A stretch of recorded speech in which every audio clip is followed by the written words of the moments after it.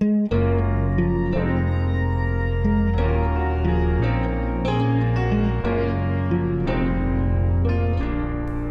up high in the frigid Arctic waters swims what many would consider to be a mythical creature, a unicorn. No, not a white horse with a horn sticking out of its head, but a whale with similar facial characteristics.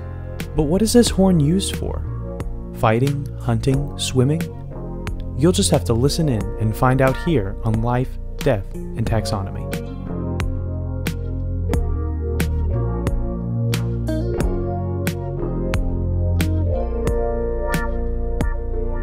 Welcome back to Life, Death, and Taxonomy. It's your 30 minutes of interesting animal info. I'm Joe. And I'm Carlos. And today we're talking about a whale with a rostrum for adventure, but more on that later. What's on the rostrum today?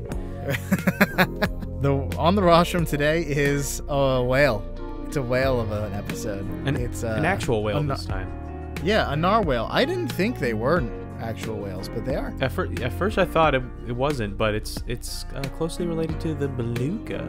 Yeah, and if you think about an orca, and you think about this, and then orca is a porpoise, and this is not. It's a whale. But are you ready for? Would you like to tell us your names for it? I've got some names. I got some good ones. Because then after that we can really get into to where this belongs. Well, taxonomically. So it's actually a narwhal, but it's also called a narwhal. Oh, really? I was joking. No, yeah. It's there. You can tack an E right on the end of that and make it a narwhal. But it's also been called the unicorn of the sea for like 1,000 years. No, like more like 500, but still, that's a long time. And this is a great one. Brian, our artist, he likes to label the pictures that he puts together, the images. So this one was called Narwhalberg or Whaleberg, I guess you could say either one, but I loved it. But what I'm going to call it is the dentally daring denizen of the deep and the naughty narwhal Ninevite. That's a callback to our first ever episode. The denizen of the deep. Yeah, it's on the Humboldt squid. Go back and listen to it. It is a clunker of an episode, but we made it through it. It's one of our most listened to episodes ever. It's just because it's the first episode, and that's always how it is. It's a clunker because my dog doesn't stop barking the whole time. So, and we had never done this podcast before, so very true. But definitely go listen to all of the episodes. So, tell me the last one again. The naughty narwhal Ninevite. Why the Ninevite thing? Is that coming up later? Yeah, it's coming up later. Don't worry.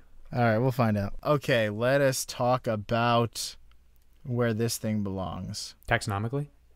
Yes. Perfect. And then we'll talk about where this thing belongs in the world, and then where it belongs in our heart, which is front and center. In the left arterial chamber. Yes. It's in the kingdom you know, love, and are in, kingdom Animalia. It's in the phylum Chordata, which you know means spine, because you got one of those.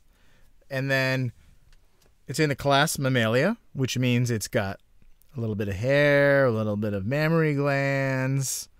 Usually gives birth to live young, but that's not always a smattering of mammary glands, I'd say. Maybe a dollop? Yes. A dollop of Daisy before the cream has been turned into sour. And then order Artiodactyla, which is, as you know, even-toed ungulates. It is the thing I hate most about taxonomy. This order is the worst order because it includes it's like pigs and moose and whales all together, and hippos. And it's based on having even toes, which I take umbrage with. But I think there's bones in those fins. Yeah, I guess they count as there's finger bones in the flippers, right? Yeah, there's finger bones in the flippers to give the thing flip like a kite. Yeah, some rigidity. Yes. And the infraorder is Cetacea, which is aquatic mammals. And then family, that's Monodontidae, which is 2 whales, the beluga and narwhals. And then Monoceros is the species name. No, you forgot about the genus. The genus is Monodon. Yeah, the Pokemon. Monodon means one don. Actually, it sounds like a Digimon, I'd have to say, more than it does a Yeah, Pokemon. it does. Or a dinosaur. Monodon Monoceros. Monoceros. Like rhinoceros, but mono. Yeah, that means one don, not rhinoceros. One Don, one love, one not rhinoceros. I mean, I think it really means one horn, monoceros. One ring? One horn to rule them all. Yes, more on that later. But since we're in the business of naming things, it's time for my personal favorite part of the podcast, the part of the show where I, Carlos, ask you, Joe, a question, and that question is the same every time. And that is, what is the name of the collective noun for this animal? It's time for critter groups. You know what? I think if you win this election as to what is the listener's favorite part of the show, critter groups or measure up, vote on your phones, December 3rd, then you have earned yourself a new introduction that doesn't rip off of Measure Up's introduction first. And then if I win, you have to change your introduction to something that doesn't rip off of Measure Up's. How does it rip off? Because you said where I, Joe, give... Just in case people forget. It sounds the same. It's our segments. It's just in case people forget what our names are. All right. Well, those are my terms. Accept them, if you will. Give me this quiz. Okay, let's do the quiz. The best quiz. So what is the name of a group of narwhals? There's actually one for narwhals, not just whales. And I know you're thinking it's probably a pod, and you'd be right, but we're gonna find a different one. So which one of these is also a name for a group of whales or narwhals? Is it A, a point of narwhals? Is it B, a grind of narwhals? Is it C, a spout of narwhals? Or is it D, a canter of narwhals? Canter is something a horse does. Spouts could be a thing. A grind. That's a good one. If you made that up, you deserve kudos for that. I'm going with grind. Final answer? Yes. You are correct. Yes. Why I was thinking that was because they spend a lot of their time, especially in the winter months, in between, in fissures between ice to come up and breathe, and then they live and hunt under the ice, which is pretty thick. So I'm thinking there's a lot of close passages in between each other. It's narrow. The ice grinds together. That's what my reasoning Wow, is. I bet you that was not the reasoning for whoever named this. What could it be? Did they chew I the think cud? they just made up a word and put it there. They have vestigial teeth. Maybe they grind them. You know how a water buffalo is an obstinacy. Yeah, that's true. Silly me trying to have a rhyme or reason why they name these things. I think they're called a grind because when they get up against a really tough boss, they have to go back and farm XP. Okay. Yeah, that makes sense. I did it. What is this 2 or 3 wins out of 1,600? No, we've only been doing this for I think 15 or 20 episodes, and I bet you by the time this show is done, I will have gotten it right about a fourth of the time. All right, we gotta figure this out. I gotta put a little note that says, because there are 3 completely random, completely choices. Yes. Are we done? Yes, you can talk about about the whatever you'd like to talk about. Doesn't have to be about the narwhal. All right, this is the part of the show where I, Joe, present the description to you, the listener, and to Carlos. It's so rude. Narwhals are mid-sized whales, which means they don't have third-row seating, but they do offer more fuel efficiency and maneuverability than the larger models. Ha! They are closely related to belugas, and they're around the same size. Narwhals come in mottled patterns of black, brown, and white, which means they're basically cookies and cream style. Yum. Yeah. That's why they were hunted. I like them, like the way they look. They look, yeah, me too. They're different. They're not like your typical slate gray for like whales and porpoises. They start out dark and get lighter as they age, like a kickball you forgot to bring in all summer. Does that add to the salt and pepper look? Yeah. Speaking of summer, narwhals spend theirs off the coasts of Arctic landmasses when the ice recedes. And then in the winter, when the ice returns, they go to deeper waters and live under thick sheets of ice. And they come up through fissures, like I mentioned before. Nice. Their favorite spot in the world seems to be the Canadian Arctic Archipelago, which is a large mass of land with water in, isn't that what an archipelago is? Is that a long island? I think it's a series of islands. Yeah, that's right. It's a series of islands, which is what the Arctic is. The Canadian Arctic. Since I said something about the animal size, and this is the end of the description, it's time for Measure Up. Welcome to Measure Up, leading candidate for the best part of the show, a title to be officially determined by you on December 3rd on Twitter and Facebook. This is the part of the show when we present the animal size and dimensions in relatable terms through a quiz that's fun for you, for me, and the whole family. It's also part... Well, it could be. Just, change your outlook. It's also part of the show that's introduced by you when you send in audio of yourself saying, singing, chittering the words Measure Up into ldtaxonomy@gmail.com. We have no new intros this week, so that means I get to play an animal sound, and Carlos will guess what it is. Another quiz for me. Yeah. It's a double quiz. This one's a good one. Here we go. Without further ado, the listener's favorite part of the show.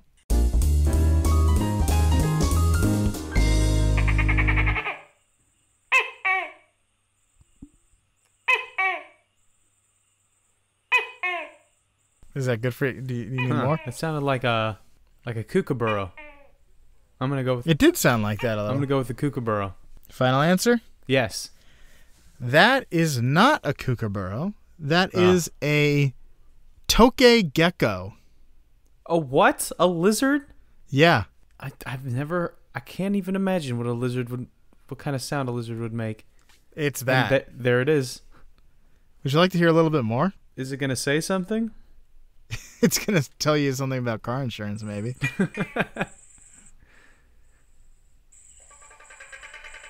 Oh, my gosh. That sounds like a kookaburra. He's sitting in the rafters of a tin roof, so it's really loud and echoey, too. That's crazy.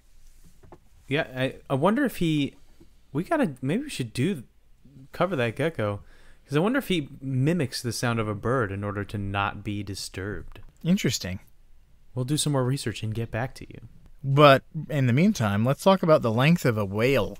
A narwhal, to be precise. They're about, from face to tail, mind you, they're 3.9 to 5.5 meters or 13 to 18 feet. It's a puny whale. But on average, 18 feet is high. On average, males, which are larger than females, are around 13.5 feet. Okay. So they're on the small end of that spectrum I just gave you. So let's go by that, 13 and a half. How many narwhals go into the elevation of Mount Odin on Baffin Island in the Arctic archipelago? Well, that definitely sounds like Scandinavian islands.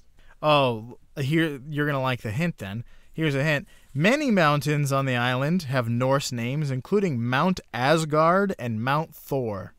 Mount Thor. And Mount Asgard is over 6,000 feet.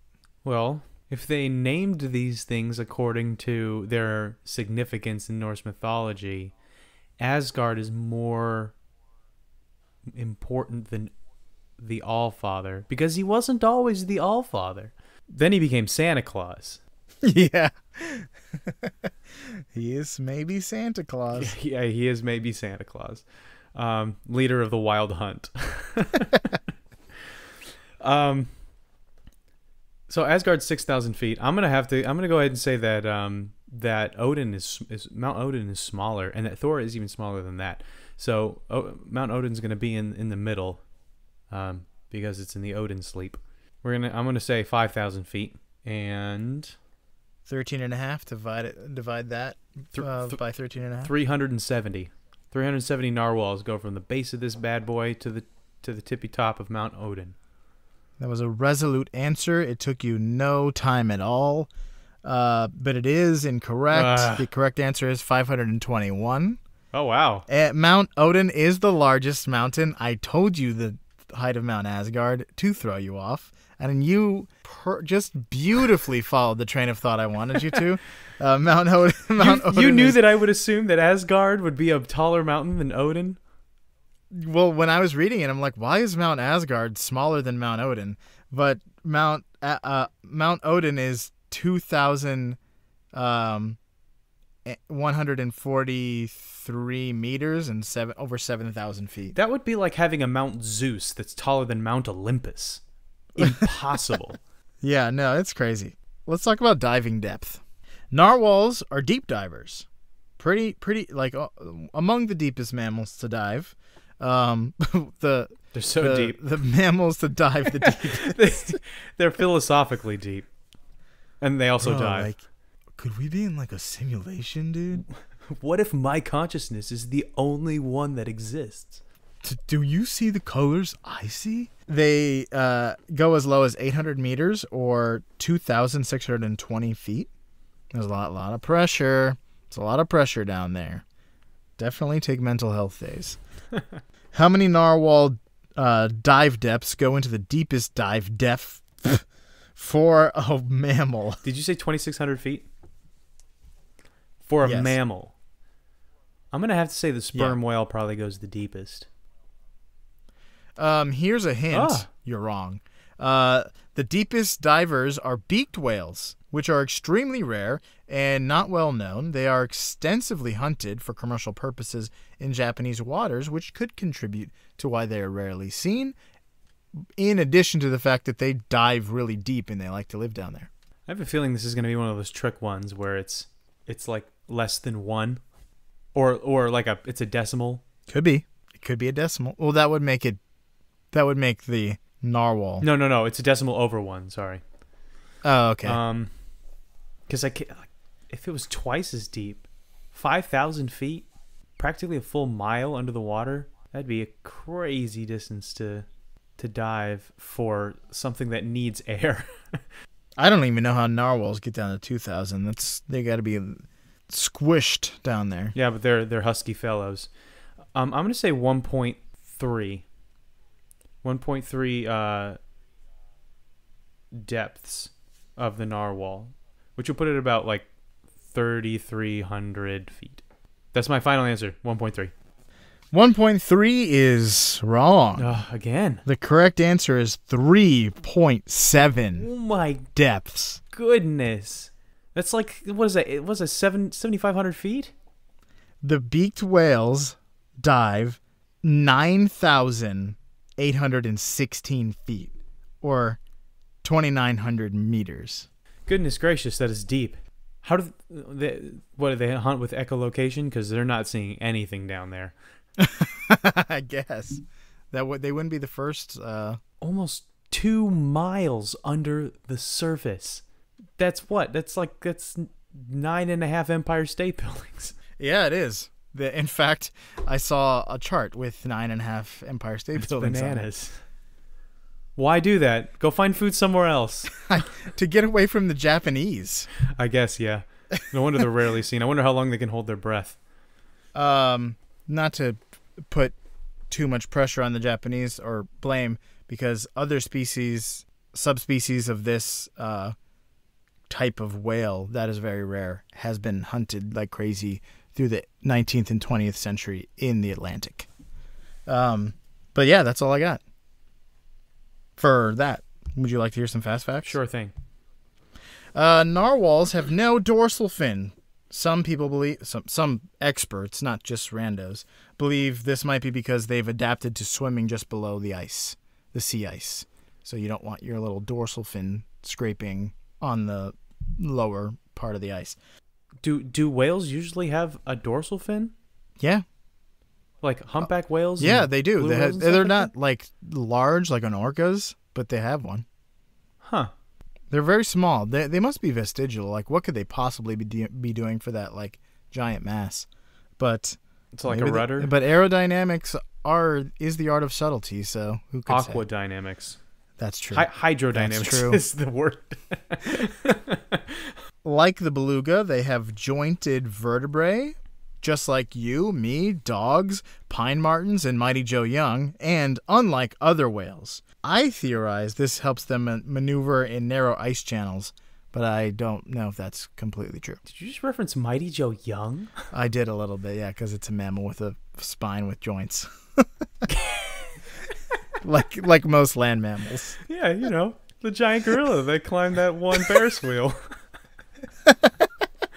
Oh, wow, we're all about the deep cut references today. Yes. Narwhal crews roll in numbers of 5 to 10. You mean narwhal grinds? That's right. Under normal circumstances, sometimes they'll be in groups as large as 20.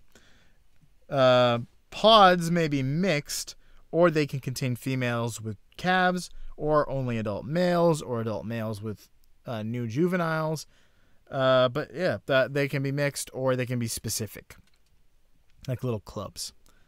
They eat Arctic fish like polar and Atlantic cod, halibut, cuttlefish, shrimp, and armhook squid, and they rarely deviate from those food sources, and they're pretty particular. They're almost a specialist when it comes to food, but they're not quite, because they will eat other things if they have to. They are among the deepest marine mammal diving. It's hard to say that. They're among the deepest diving marine mammals. There we go. That's it. On record, like I said, they can go down to 2,600 feet, but they do this 15 times a day. So it's not something that they only do rarely. They do it all the time. It's something I would do rarely. Pretty much never, unless I was in a cool submarine. Even then, it's too dark. I want to see things in my submarine. True. You wouldn't be able. Well, you could have a little flashlight on. Oh, that's true. Never mind. I'll do it every day. 15 times a day if I have to. They live up to 50 years. Common causes of death are suffocation when trapped under ice and predation of calves by guess what? Polar bears. No. Inuit. Marine animals. The bullies of the deep. Orcas. Orcas. Yeah. The bullies of the deep. Orcas a little dick. It's crazy that like people aren't getting ripped apart by orcas because they rip apart everything else. We try not to swim with them all that much, unless we're at SeaWorld. I guess we don't. But like, there's all these like there's encounters of people and orcas all the time, but they don't. There have been attacks, but they're usually not predatory ones. Why do humans taste so bad? I imagine most of us are just like insignificant morsels compared to an elephant seal. I guess, but they go after like fur seals and stuff. They are big. Fur seals are pretty big too. That's true, and they have high fat content, so maybe that's what they're looking for. But they're so much faster. They should look at us and be like, "That's a meal already done for me." Maybe we are bony in comparison, and it's not that great. Some of us. But yeah, that's all I got. You got some major fact? I do have a major fact. It is time for the Tooth of Time. The Tooth of Time is actually a mountain I climbed in New Mexico 10 years ago. It was very cool, and it looked like a tooth. But interesting. Let's talk about a very different tooth. So the narwhal, as we mentioned, perhaps as we didn't mention, you specifically left that out of the description. Yes, it was very difficult. Its most conspicuous characteristic is its iconic giant horn that sticks out of its head. Kind of. I didn't want people to like prematurely find out that the narwhal has a horn. Well, yeah. But what is this horn? That's the major fact. And what is it used for? So this horn makes it look like, well, the unicorn of the sea, which I mentioned earlier. And like I said, it's been called that for like 600 years. In fact, medieval Europeans thought they were actually unicorn horns when traders from the north would bring them down. So they would hunt narwhal, cut off their horns, and then say like, hey, look, it's a unicorn horn. And those gullible medieval Europeans would be like, give it to me. It's magic. Because they really thought they had magic powers and that they could be used to cure diseases and negate all poisons. Interesting. And because of that, they would sell for fortunes, much, much more than their weight in gold. And Queen Elizabeth I, back in the 16th century, was given a horn that was worth 10,000 pounds sterling or $2 million in 2007 dollars, which is the price of a small castle in her day. In whose day?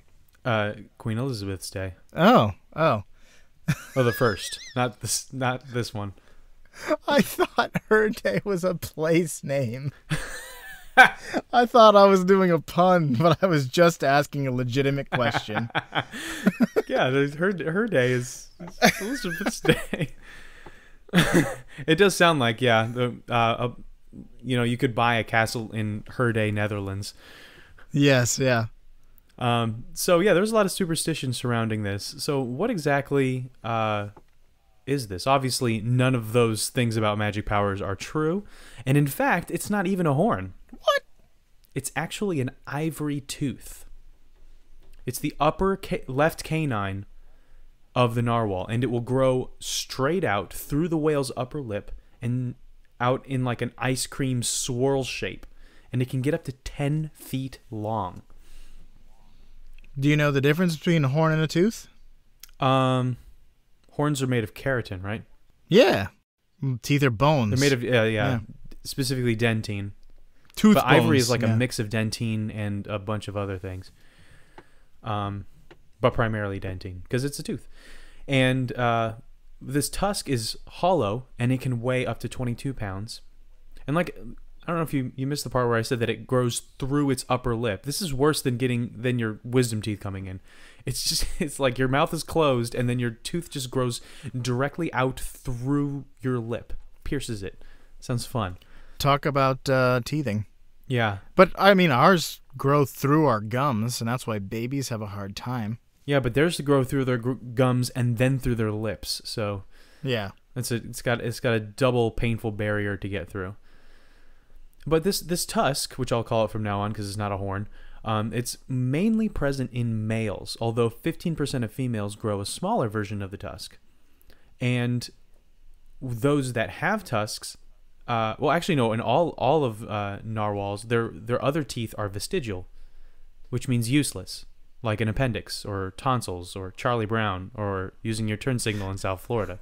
Charlie Brown is the main character. But yeah, like, have you seen the Christmas special? They really give Charlie Brown the business. I mean, yeah, but is he vestigial about it? They call him, okay, they don't call him useless, but they call him completely hopeless, like all the time in that special. He's bullied. Yeah, he is bullied. It's really sad, but yeah. He's bullied for being depressed About Christmas. about everything. But he's also like diligent about this Christmas pageant, and no one else is. They just want to dance to the Peanuts theme song.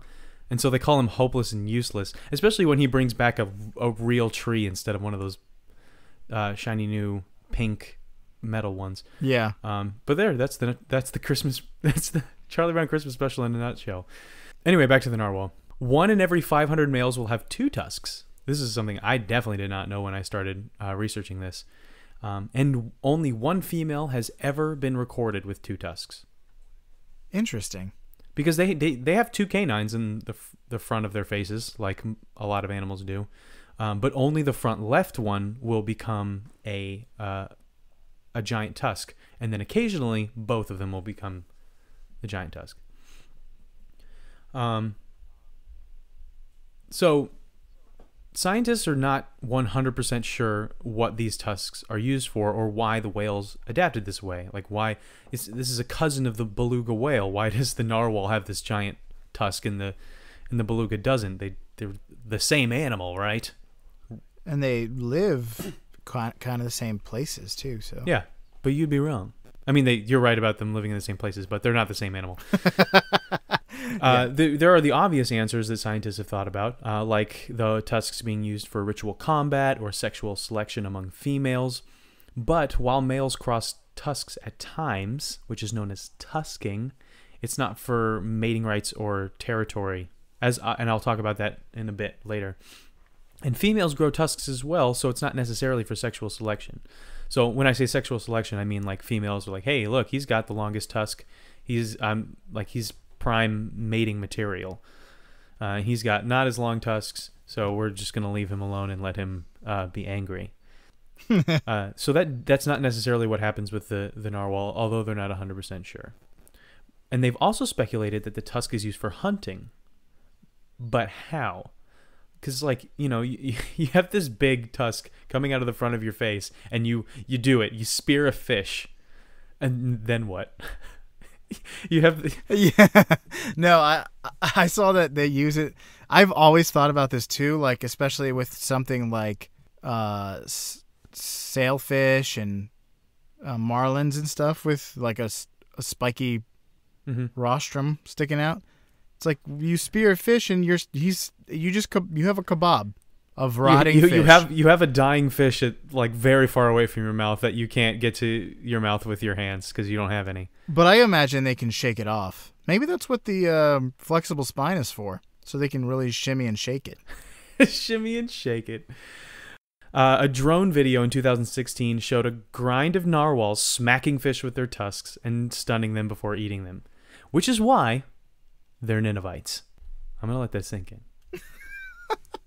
That is a deep cut. Yeah, yes. Deep cut to the 2004. Almost as deep as narwhals. Yeah, it's about that cut is about 2,600 feet deep, 2,600 leagues below the sea, with the 2004 VeggieTales rendition of Jonah, where the Ninevites, rather than being just despicable sinners, they just slap each other with fish. You gotta clean it up for the kids. But what they'll do is they'll smack a fish with their tusk, and then they'll feed by sucking the fish up into their mouths like a vacuum cleaner, since their teeth are useless, like I said, like Charlie Brown.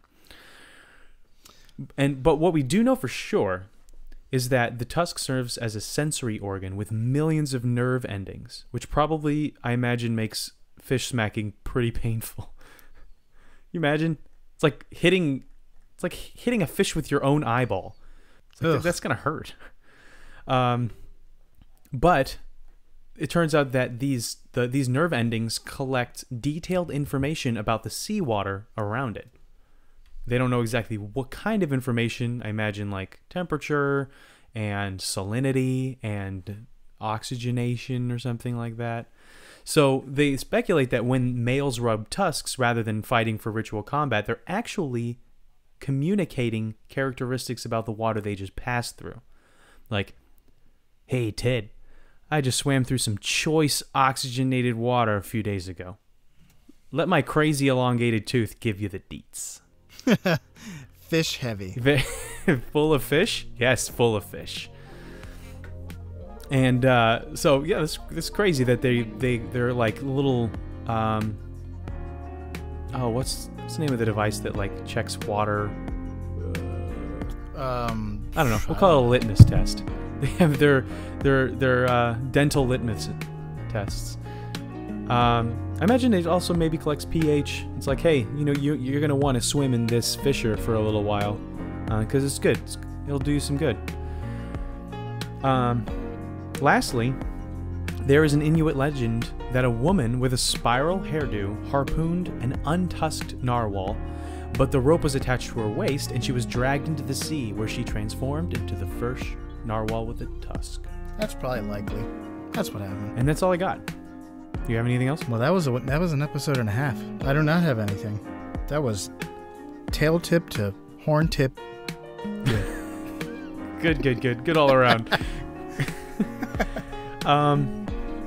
So for you out there in Podcastia, be gregarious.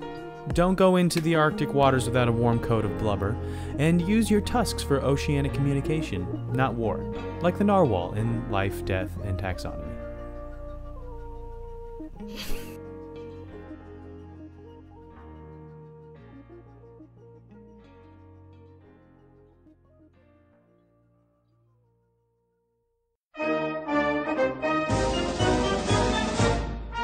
Citizens, your podcast needs you. Needs you to vote for your favorite segment on the show Tuesday, December 3rd on Facebook and Twitter. Who will be the victor? Measure Up or Critter Groups? You decide.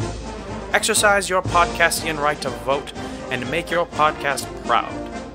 You know what to do. Paid for by the Anti-Measure Up Coalition Party Group.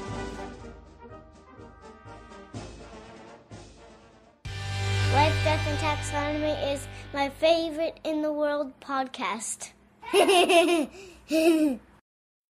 So, speaking of summer, narwhals spend theirs in the coast of, or off the coast of Wow, I'm going to start that sentence over.